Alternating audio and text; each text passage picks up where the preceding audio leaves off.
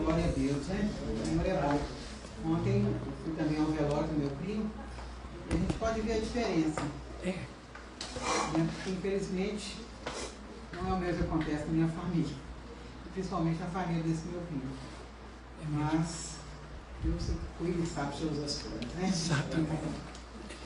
Mudar algumas realidades. Mas o Senhor é bom e tem cuidado de nós. Quanto mais nós confiarmos nele, mais leve a caminhada que permanece. Não é? Quero orar nesta manhã mais uma vez, pedindo ao Senhor que nos ajude a compreender o que Ele quer falar conosco. Pai, no nome de Jesus, nós podemos compreender com a mente, Pai, porque com a mente é simples e fácil, mas não é isso que o Senhor espera de nós, não é só isso que o Senhor espera de nós. É algo mais, é uma rendição, é uma entrega, é um obedecer a Sua palavra de coração. Por isso, Pai, eu te peço nesta manhã, que o Senhor fale conosco, fale comigo, nos ajude, Pai. Porque a Tua palavra é simples, a Tua palavra é clara. Nós é que complicamos muitas vezes. Verdade. E resistimos por querer fazer do nosso jeito. Ajuda-nos, ó Deus. Traz luz mesmo, para que haja o mover do Teu Espírito Santo. Amém. E haja um quebrantado, disposto a obedecer, disposto a agradar ao Senhor em primeiro lugar. Em nome de Jesus. Amém. Amém. Amém. Amém. Como Maria Inês disse, né, a gente precisa ouvir 500 mil vezes. Né, aquele ditado, água mole e pedra dura, tudo baixo está mais fura. E a nossa cabeça é essa pedra, né? Que a água vai batendo, e a água é a palavra, que vai nos transformando, nos limpando, e a gente vai, então, sendo transformado de glória em glória. A palavra que o Senhor me deu para trazer hoje é assim, muito simples, mas quando eu falo isso, dá a impressão que por ser simples é fácil. Não é? Uma coisa é ser simples, outra coisa é ser fácil. Compreender com a mente, a gente pode ler tudo e compreender com a mente. Mas, daí para viver, tem uma diferença enorme. Não é? Por isso que precisa repetir, para a gente não esquecer. E às vezes a gente tem o risco também, que por ouvir muitas vezes, a gente se acostuma e não dá valor mais. Porque eu já ouvi mesmo, já sei como é que é. E o saber como é que é, fica só aqui. Mas parece que sair daqui para entrar no Espírito é uma distância bastante grande e às vezes dolorosa. Mas a gente tem que repetir, porque aí vai entrando, não é? E eu quero falar um pouco hoje sobre imitar. Você já imitou alguém? Sim. Já viu alguém imitar alguém? Já. Tem gente que faz imitações quase perfeitas, né? E a tendência é essa, quando o jovem, por exemplo, a tendência é imitar o modo de vestir, o modo de falar, a cor do cabelo, né? De vez em quando a gente vê aqueles jovens, tudo de cabelo branco. Mas assim, gente, nós pintamos o cabelo não ficar branco, eles vão lá e pintam o cabelo de branco. Não é? Então, eles estão imitando uma tribo, né? Um grupo, buscando uma identificação, na verdade. E aí a gente acaba tentando imitar aqueles a quem nós admiramos, aqueles a quem nós respeitamos, que achamos mais bonito, que achamos mais elegante, mais importante, não é? E aí vem a moda. A moda é uma imitação. Né? Os ricos lançam a moda e a gente fica tentando ajustar atrás deles, né? E aí fica tentando imitar. Tem coisa que funciona, tem coisa que não funciona.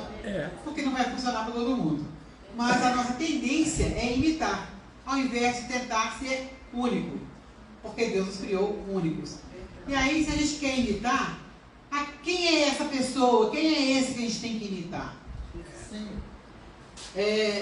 Efésios capítulo 5, versículo 1 fala: sede, pois, imitadores de Deus.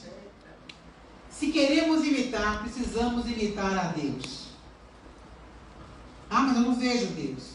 Uma palavra descreve como é que é Deus, para a gente poder imitar a Deus. Não é? Sede, pois, imitadores de Deus, como filhos amados. Você é filho amado? Porque quem não é, não consegue imitar também não. Tem jeito. Mas se você é filho amado, você vai conseguir. Talvez você não consiga 100%, mas você vai melhorando, vai chegando perto. Não é? Quanto mais perto tiver, mais consegue imitar, melhor sai a imitação. Então, em 1 Coríntios 4,16, Paulo diz: admoesto-vos que sejais meus imitadores. Então, imitar, no conselho de Paulo, não é uma coisa errada. 1 Coríntios 11:1 fala: sede meus imitadores, como também sou de Cristo. Então já mostrou o modelo, mostrou o caminho. Filipenses 3,17 diz: irmãos, sede imitadores meus. Então é um apelo, uma convocação de Paulo para aqueles irmãos que ele estava falando, para que sejam imitadores dele. Em Hebreus 6,12 fala o seguinte: mas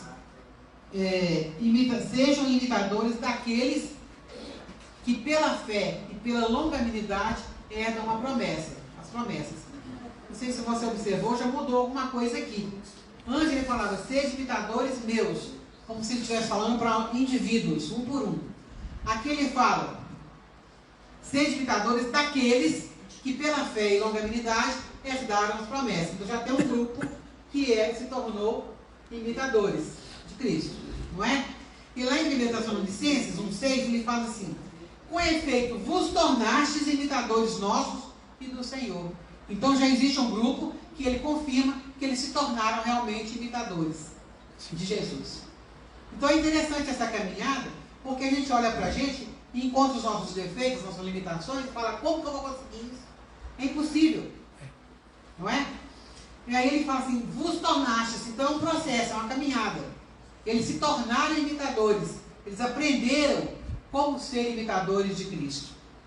Como que eles fizeram isso? Recebendo a palavra no meio de muita tribulação e com alegria no Espírito. No meio de tribulação e com alegria no Espírito. Parecem coisas contraditórias. Nós não queremos tribulação, nós só queremos alegria no Espírito. Não é? A tribulação a gente quer sempre ficar livre dela. Mas é através da tribulação que a gente vai sendo moldado. A gente vai sendo podado, treinado, não é? A gente vai aprendendo a olhar para o Senhor e manter o foco. Então, é interessante essa caminhada, porque ele começa falando para as pessoas individualmente, ele mostra e passa a mostrar um grupo que conseguiu, um grupo que ouviu, obedeceu e foi transformado de verdade e que se tornou imitadores dele e de Jesus. Então, esse é um desafio para todos nós.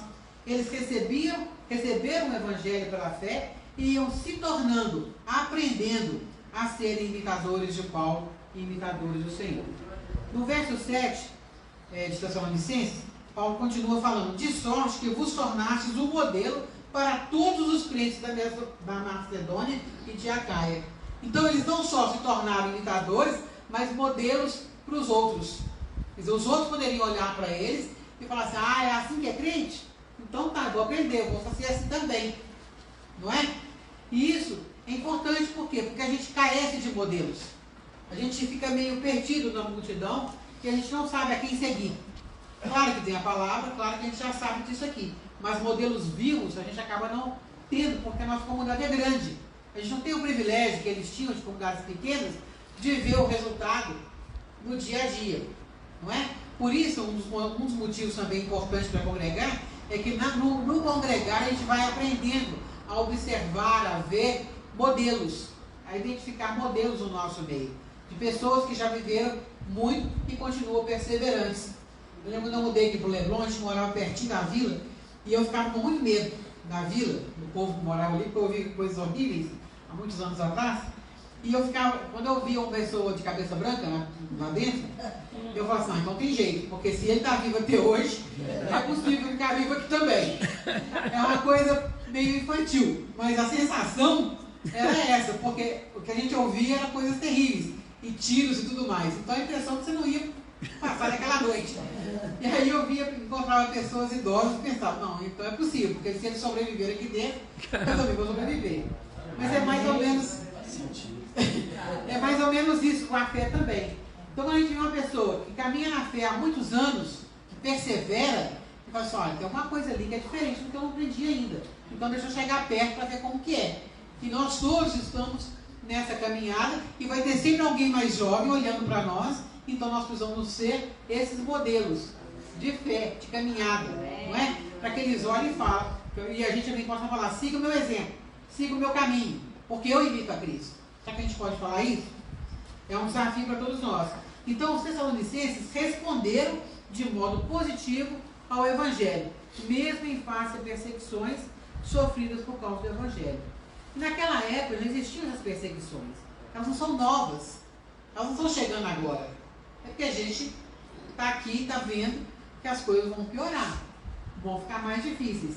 Então, quanto mais difíceis estão as circunstâncias, mais próximos precisamos estar de Jesus e ser modelo para outros que virão. Então, a responsabilidade ela é contínua e constante, porque não acaba. Se tivesse acabado na época de Paulo, nós não moveríamos. Nós não teríamos a chance de sermos transformados e nos tornar imitadores também de Paulo e de Cristo. Então, é uma caminhada, é um processo. É quem está à nossa frente para a gente se assemelhar a eles. E quem está atrás está se assemelhando a nós. Então, é nessa caminhada que a gente precisa caminhar e entender a nossa responsabilidade. Então, é um processo de obediência à palavra constante. É fé e obediência. Fé e obediência. Que eles tiveram a resposta tão positiva. Porque aí, a gente volta para o versículo 1 do capítulo 5. Sede imitadores de Deus. Esse sede é um imperativo, não é uma opção. Não é opção para nenhum de nós. É sede, seja imitador de Cristo. Ah, mas é difícil. Claro que é difícil. Lógico que é difícil. Não é? Não tem jeito de ser fácil isso. Nossa força é impossível. No capítulo, mas Paulo começa a mostrar então no capítulo 4 de Efésios, que atitudes precisam ser mudadas para que a gente se torne esse modelo, se torne esse imitador de Cristo. Eu vou ler os versículos aqui, ou resumi-los, para que a gente não gaste muito tempo procurando. No capítulo 4, versículo 17 ao 32, resumindo, Paulo nos mostra tipos de atitude que precisam ser mudadas. Então no 22 ele fala: vos despojeis do velho homem, do trato passado. Então, cada um tem que olhar para si e falar: como que eu fazia tal coisa? Como que eu aprendi tal coisa? Como que eu aprendi a negociar? Como que eu aprendi a lidar com o outro? Como que eu aprendi a me vestir? Aquele jeito glorificava a Deus? Se sim, ótimo. Se não, tem que mudar. Tem que abrir mão, tem que renunciar. Nós não gostamos muito da palavra renúncia, né? Mas é preciso. Se não estiver de acordo com a palavra, se a palavra é o nosso filtro, é o nosso modelo, é o nosso prumo, não é? No versículo 23 fala: vos renoveis o espírito do vosso entendimento. Então tudo passa pelo nosso entendimento. Se o entendimento for torcido, o nosso comportamento vai ser torcido, a nossa emoção vai ser torcida. E aí a gente vê ao redor tanta coisa torcida, porque pega a palavra e aplica seu próprio prazer e torce aquele contexto para agradar a si mesmo. Não é o que Timóteo fala, que nos últimos dias as pessoas terão comichão nos ouvidos? Sim. É mais ou menos isso. Eu só ouço o que eu quero ouvir. Então, não estou imitando Cristo. É preciso falar assim: tudo bem, é o que eu quero ouvir, mas é isso que a Bíblia está falando? Não. O que eu vou escolher? Ficar com a Bíblia ou com o que eu quero? Então, é um exercício, um treino da nossa mente, e esse treino é diário. Não tem como falar assim: no final do mês eu faço uma retrospectiva. Não vai adiantar. É constantemente. Então dá trabalho, não é? No verso 24 ele fala: vos revistais o novo homem, criado segundo Deus, em justiça, retidão, procedente da verdade. Olha o padrão é alto. Vos revistais o novo homem. Quem não nasceu de novo não consegue fazer isso. Não consegue entender isso. Não tem jeito. Ele vai ficar pelado. Ele vai se desvestir e não vai ter o que pôr no lugar. Mas nós temos a nova vestimenta. Não é? Nós temos a palavra como referência. Nós temos o Espírito Santo que nos conduz. Sim. Então nós precisamos nos lembrar disso. Para não cair em condenação, para não cair em autopiedade, para não cair no vitimismo e achar: oh, coitado de mim, eu não posso. Fulano pode, porque fulano tem isso, fulano tem aquilo. A gente tem essa mania. Mas não tem nada a ver com o ter, tem a ver com o ser. E para ser, é preciso realmente ter uma experiência com o Espírito Santo e querer agradar a Deus. Ter o temor de Deus. Não é? Nos versos 25 ao 32, Paulo começa a descrever as mudanças que devem ocorrer, mudanças práticas. Aí ele fala: aquele que mentia, não mente mais. É rápido, é fácil, é uma lógica assim, direta. Mas irai-vos e não pequeis. Em outro texto fala: a nossa ira não produz a justiça de Deus. Então, se eu der razão, vazão à minha ira, não sobra nada nem ninguém. Não é? É verdade. Não sobra. Por isso que nós não podemos dar aquilo que fala: não pequei, não dê vazão à sua ira. Porque você não sabe o dia de amanhã, você não sabe todas as coisas, você só vê um palmo na frente do nariz. Então, nós não conhecemos todo o contexto. Deus conhece, por isso precisamos colocar diante dele. Verdade. É fácil? Não, gente, não é fácil. Nunca foi, nunca será. Mas, se a gente não ouvir isso constantemente, a gente esquece e começa a fazer do nosso jeito. Não é? Como ovelhinha, a gente começa a falar assim, vou passar por aqui, caminho que é mais fácil. E aí tem um buraco lá na frente que a gente não sabe dele. E fala outra coisa, não dê lugar ao diabo. O que é dar lugar ao diabo? É não dar lugar a Deus. É não fazer aquilo que a palavra diz.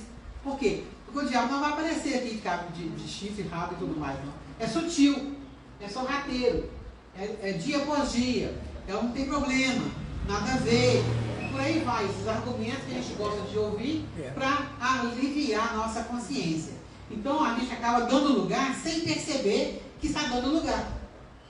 Então a gente percebe assim, que é seríssimo essa caminhada, que é seríssimo ser imitador de Deus.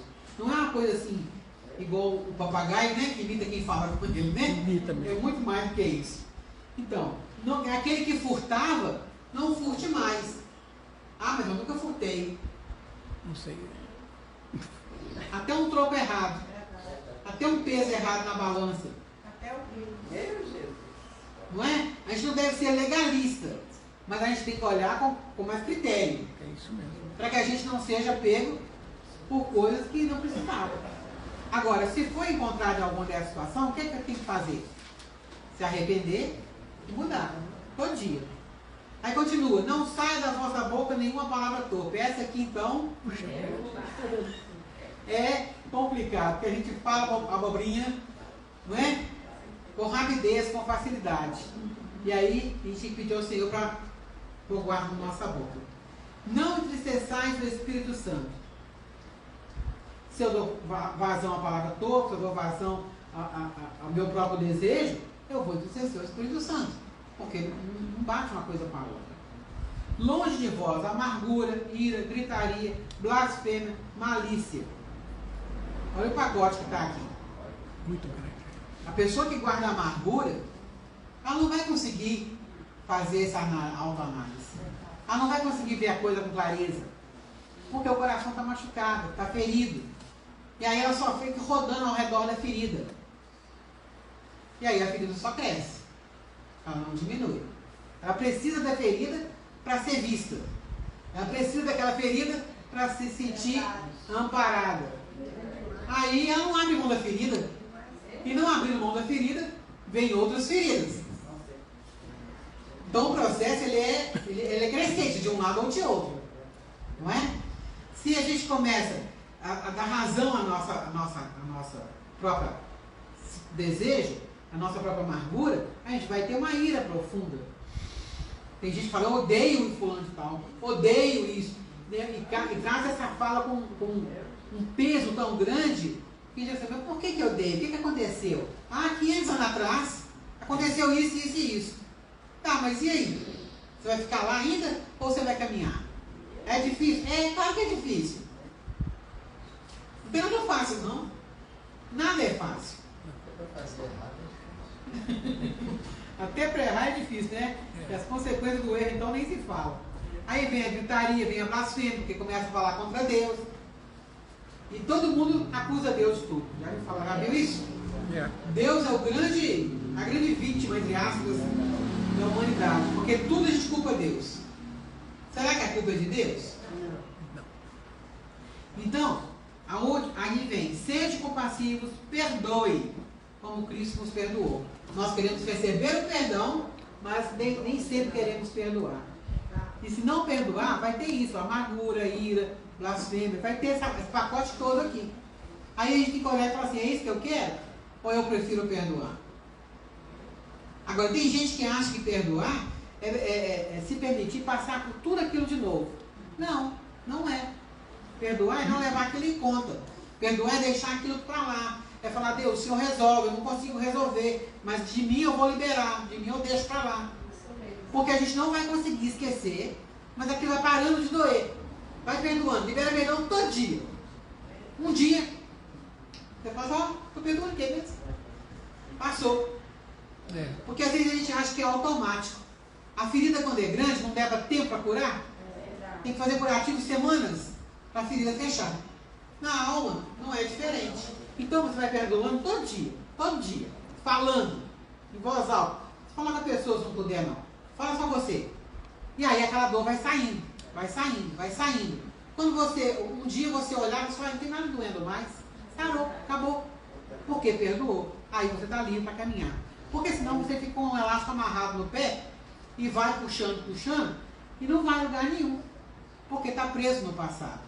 Aí você não consegue, olha para a palavra e fala, mas isso é impossível. Claro, você está preso no passado. Agora, Jesus veio para quê? Para nos libertar das obras do diabo, para nos dar vida. E a verdade é que nos liberta, não é? E qual que é a verdade? É da palavra. Aplicada na nossa vida. Se a gente só falar assim, a palavra e deixar ela lá, ela não faz diferença. Mas se ela for aplicada, faz diferença. Então, aí no capítulo 5 ele começa a descrever como que a gente vai ser imitador de Deus.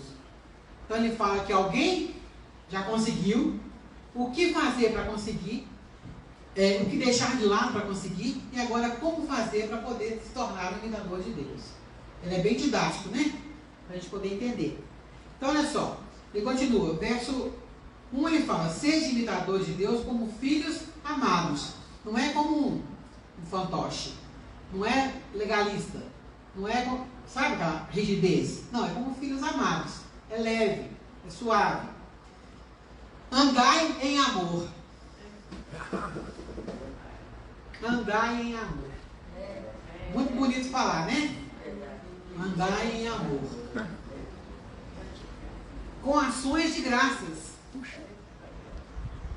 Então a gente vê que tem que nascer de novo. Não tem jeito. Como é que você vai andar em amor e com ação de graça?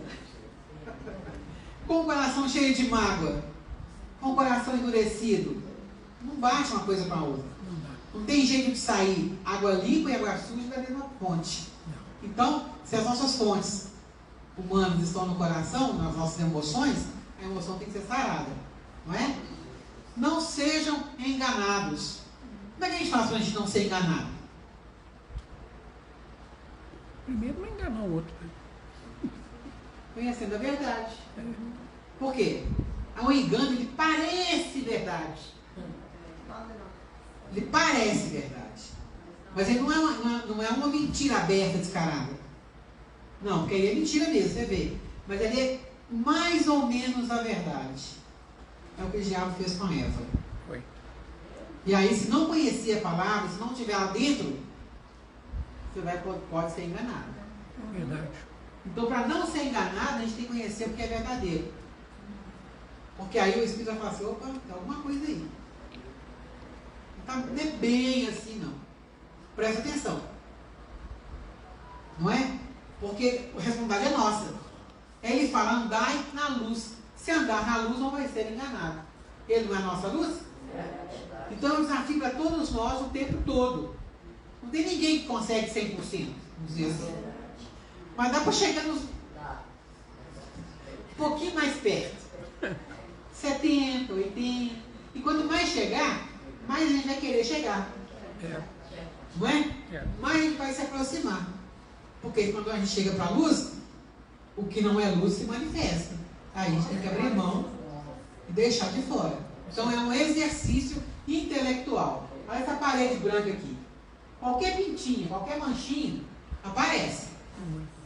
Por quê? Não, mas com a luz ligada. Porque a luz reflete. A nossa vida também é assim. A gente pode, do lado de fora, tudo lindo, maravilhoso. Cheiroso, arrumadinho, maquiadinho, roupa nova, sapatinho confortável, tudo bonitinho. Mas e dentro? É dentro que o Senhor olha. E a luz vai brilhar de dentro para fora. Não é de fora para dentro. Sim. E a gente se deixa enganar muito pela aparência. E a gente engana muito pela aparência. Não é? Então ele precisa deixar o Espírito Santo passar, né, o filtro dele assim, e falar assim, opa, o scanner. Escanear a nossa vida constantemente. Não como um jugo, não como um legalismo, mas para ser semelhante, para poder imitar a Deus. Sermos imitadores. Aí no verso 15 ele fala, vede prudentemente como andais, não como necios, e sim como sábios. O que é ser sábio? Como é que a gente fica sábio? Se a gente está falando da palavra, a sabedoria é a luz da palavra. Não é a sabedoria do mundo. Mas, olhar para a palavra é estar alinhado com a palavra. Estar alinhado com a palavra não é pegar um versículo e falar assim, ó, está falando isso, isso, isso, eu faço isso, isso, isso. É, mas não é só isso. É o princípio da palavra. É o princípio que agrada a Deus. Ah, eu não estou furtando não roubei nada, não usei a revólver. Mas a minha atitude, eu estou furtando alguém de alguma coisa? Eu estou usurpando alguém de alguma coisa? Porque o princípio maior é não furtar. Não é? Assim é os 10 mandamentos. Porque quem pega os 10 mandamentos certinho, fala assim, ah, eu não matei, eu não roubei, eu não prostituí, eu não fiz isso, não fiz isso, não fiz isso. Aí começa assim, será? E começar a rever de novo. Ampliar, pegar uma lente de aumento para olhar de perto. Porque grosseiramente, não fez não. Ótimo, parabéns. Mas e nas entrelinhas? E nos detalhes? E lá dentro? Porque o Senhor olhando para dentro, em primeiro lugar. Não é? Então, ser sábio é nos alinhar à palavra de Deus. É pensar, sentir e andar de acordo, né, de modo alinhado aos princípios da palavra. Porque os princípios da palavra eles são eternos, eles são soberanos, eles vão além da nossa vida física, não é? E não andar segundo os próprios desejos, segundo os próprios sentimentos, a nossa cultura, a nossa circunstância, porque tudo isso nos induz a determinados comportamentos, determinadas atitudes. Mas se a gente for alinhar a palavra de Deus, a gente vai começar a questionar os nossos próprios desejos, os nossos próprios sentimentos. Para falar assim, é isso que eu gostaria, mas é isso que Deus quer? E pode ser coisa simples, não precisa ser coisa complicada. É ser cheio do Espírito Santo, é nos sujeitar uns aos outros. Então é simples, não é? É simples. A gente já sabe disso. A questão não é ser simples, nem é saber. É conseguir viver. É se dispor a viver para agradar a Deus. É o que eu diminua para que Cristo cresça. Então é um exercício constante. E aí Paulo traz instruções para toda a família no capítulo 6 e para a sociedade. E aí ele começa falando para os filhos, obedeçam aos pais. Pais, não provoquem os filhos. Porque é tudo de mão dupla, né? Não é uma linha só não, é mão dupla. Sim. Servos, obedeçam. Senhores, deixem as ameaças. Ah, se não fizer isso, não vai ter aquilo. Aí vem um dos mais difíceis de falar hoje em dia. Mulheres, sujeitai-vos aos maridos. Homens, amem sua esposa como Cristo amou a igreja. Porque se os dois fizerem isso, vai ser uma maravilha. O problema é que às vezes um só está buscando obedecer. E aí encontra umas barreiras bem grandes pela frente. Não é? Mas não é uma coisa complicada. Ele não deixou ordens complicadas. Ele deixou ordens simples. E mesmo sendo simples, a gente tem dificuldade. Porque o nosso eu é grande demais. O nosso eu é assim, todo poderoso. Falar nisso, qual o primeiro mandamento, né? Não ter outros deuses diante de mim. Quem é esse outro Deus? Eu. O nosso eu. Nosso eu é grande demais. Nosso eu quer sentar no trono e dar as ordens. Então a luta primeira, por isso que a luta primeira é dentro. É o nosso eu que se coloca no lugar de Deus. Então a coisa é muito mais séria. Não é? Sede imitadores de Deus. Para que sejamos imitadores de Cristo, Paulo nos ensina a estar protegidos nessa caminhada e neste processo. Né? Aí ele fala, então, o que fazer para a gente estar protegido. Vem a fórmula, né, vamos dizer assim, entre aspas. Se vista de Cristo. Sozinho, nossa força, nós não vamos conseguir. Se vista de Cristo, através da armadura. Então, o que o capacete faz? Proteger a nossa mente. Porque tudo começa na mente, nos pensamentos. Se o pensamento começar torcido um pouquinho, ele vai longe. E vai para longe do foco. Então, proteger a mente é colocar o capacete de Cristo. Proteger os sentimentos, que é outra área fragilíssima nossa, não é? A couraça da justiça. É muito fácil a gente se sentir injustiçado. Muito fácil.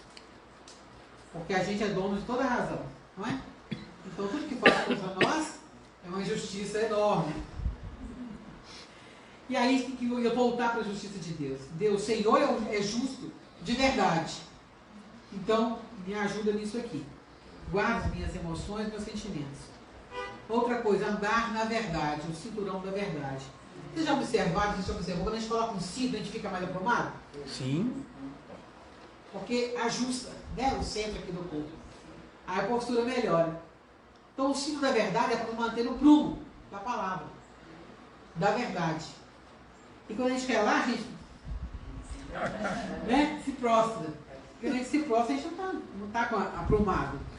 Precisamos do cinto. É a calça caindo, né?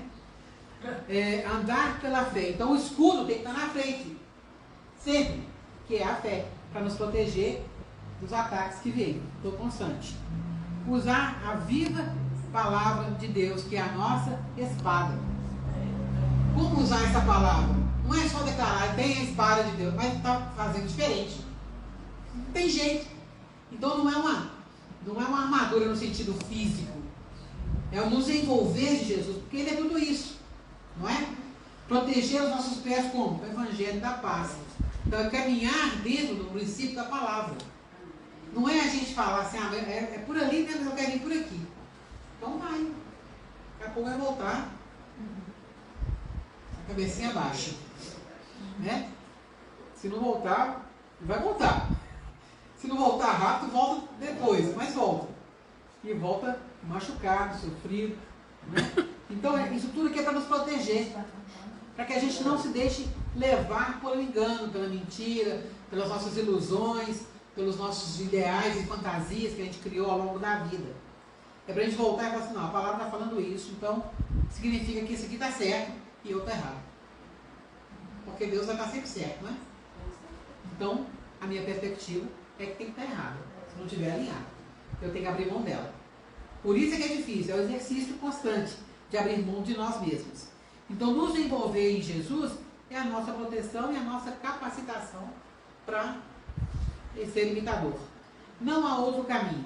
Ele já fez tudo. Nossa parte é só aceitar e obedecer.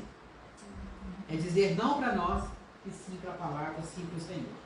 Os Tessalonicenses conseguiram, passando por maiores, muito maiores tribulações. Será que nós podemos conseguir?